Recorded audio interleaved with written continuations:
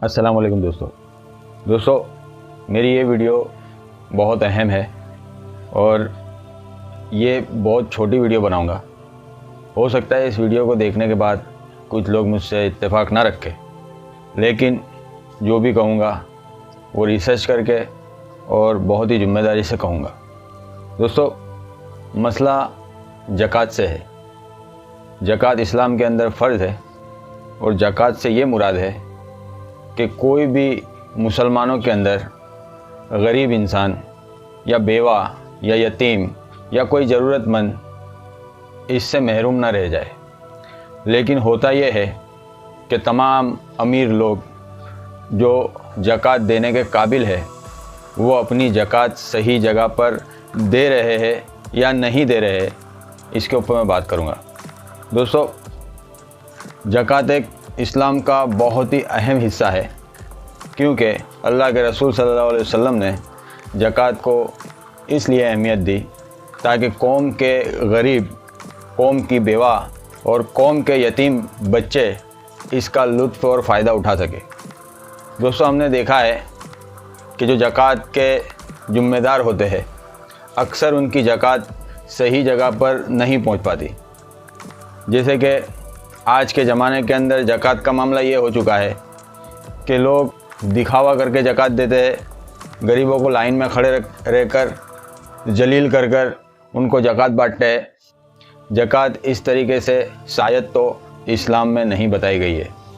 दोस्तों, बहुत जगह पर ये देखा है कि बिज़ी शेड्यूल के हिसाब से लोग अपने हाथों से ज़कात नहीं देते, ज़कात के लिए थर्ड पार्टी का इस्तेमाल करते हैं।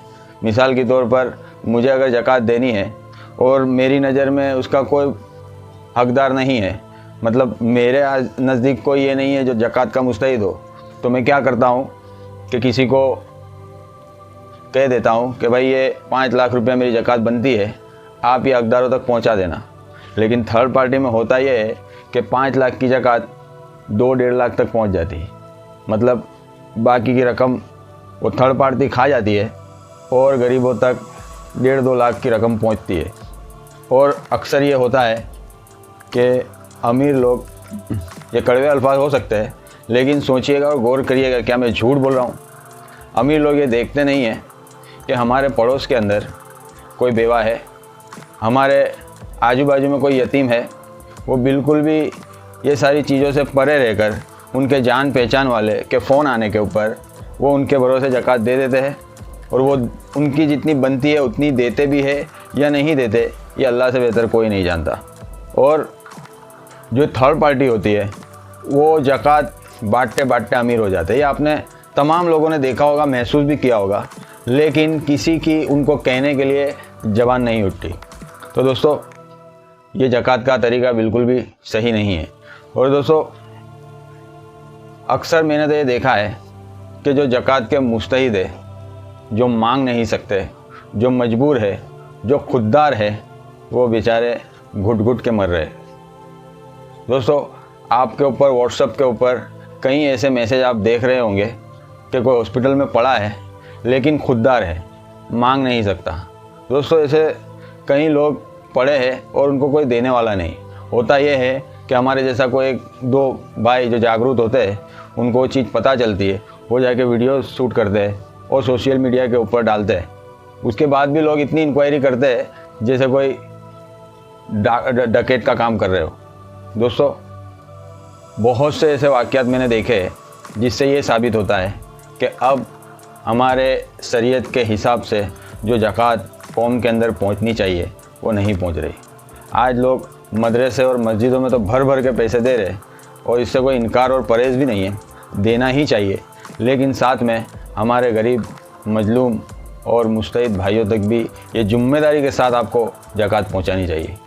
दोस्तों, मेरी नज़र के अंदर आज कोई गरीब रिक्शे चलाने वाला हो या पंचर बनाने वाला हो या हमाली का काम करने वाला हो, जिसकी पगार 8 से लेकर 10,000 तक उसकी महीने की सैलरी बनती हो, दोस्तों सोचिए, क्या वो ज़कात का मुस्तहिद नहीं है? इस महंगाई के ज़माने के अंदर किसी भी इंसान का 8 से 10 से 15,000 के अंदर गुजारा बिल्कुल भी पॉसिबल नहीं है। दोस्तों, ऐसी सारी बहुत सी कहने की बातें हैं। लोग अब ज़कात के नाम पर भी शो ऑफ करने लगे। दोस्तों, कई बार तो ऐसा देखने में आया है कि लोग साल के अंदर 4-4, 5-5 मरतबा उम्रा करने के लिए चले जाते हैं, वहाँ पर रील बनाते हैं, शूटिंग करते हैं और सोशल मीडिया के ऊपर पोस्ट करते हैं, बजाय इसके कि उनके पड़ोस के अंदर एक यतीम, एक बेवा औरत या ऐसे कई गरीब लोग रहते हैं जिनके दिलों के अंदर हज उम्रा करने की भी उम्मीद होती है। दोस्तों, वो वही रील और वही वीडियो देखकर उनके दिल के अंदर अफसोस होता है और अल्लाह के लिए उनके दिल के अंदर नाइत्तेफाकी पैदा होती है कि या अल्लाह, हम भी तेरे ही बंदे हैं, हम भी तुझे तेरी ही इबादत करते हैं, तो हमारे नसीब में एक बार तो हज उम्रा कर देता। ये सारे शौक़ और ये ज़कात जतला कर देना और लाइनों में लगाकर जलील करवाना और हकदारों तक नहीं पहुंचाना, इसके ज़िम्मेदार कौन है? दोस्तों, कहने का मतलब ये है कि आज के टाइम के अंदर ज़कात 8 से 10 या 12 हज़ार के पगारदार इंसान के ऊपर भी मुस्तैद है वो भी, और ये आपको सोचना पड़ेगा। और ज़कात तमाम मुसलमान जो हकदार है उन तक पहुंचाने की ज़िम्मेदारी खुद लेनी चाहिए। किसी भी थर्ड पार्टी को इन्वॉल्व करते वक्त उसका ईमान और उसकी ईमानदारी को एक बार जांच लेना चाहिए, चाहे जितनी बड़ी दाढ़ी वाला हो, चाहे जितना बड़ा तक़वा और परहेज़गारी वाला हो। दोस्तों, लेकिन पैसा ऐसी चीज़ है कि तमाम अच्छाइयों को खा जा सकता है।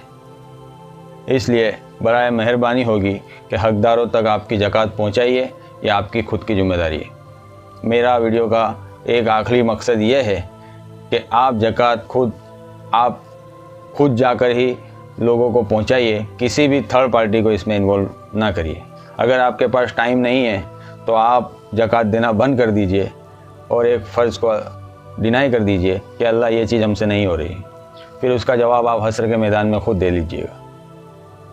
ये थर्ड पार्टी पैसा खा जाए, इससे अच्छा है आपको ये कर लेना चाहिए, क्योंकि आप एक अल्लाह के फ़र्ज़ को फ़र्ज़ नहीं समझते और आप किसी के भरोसे छोड़ देते हो, तो आपका वो फ़र्ज़ किसी काम का नहीं। दोस्तों, इत्तेफाक नहीं रखने वाले मेरी बातों से कोई बात नहीं, लेकिन मेरे हक़ में और मेरे हाथ में ये है कि मैं सिर्फ बोल सकता हूँ, बाकी कर कुछ नहीं सकता। यह आपको करना है और आपकी ज़िम्मेदारी है, आप पे फ़र्ज़ है, तमाम मुसलमानों पे फ़र्ज़ है। और फ़र्ज़ को अगर कोई छोड़ेगा तो उसका जवाब उसको अल्लाह को देना पड़ेगा। दोस्तों, कहने के लिए बहुत बात है, बहुत मिसाल है, लेकिन मुख्तसर सी वीडियो का वादा है, इसलिए मैं इस वीडियो को यहीं पर ख़त्म करता हूँ और लिहाजा आप लोगों से ये मुराद रखता हूँ कि मेरी कही गई बातों का बुरा न मानकर अपने फ़र्ज़ को निभाने की कोशिश करें। लेता हूँ इजाज़त। अस्सलाम वालेकुम।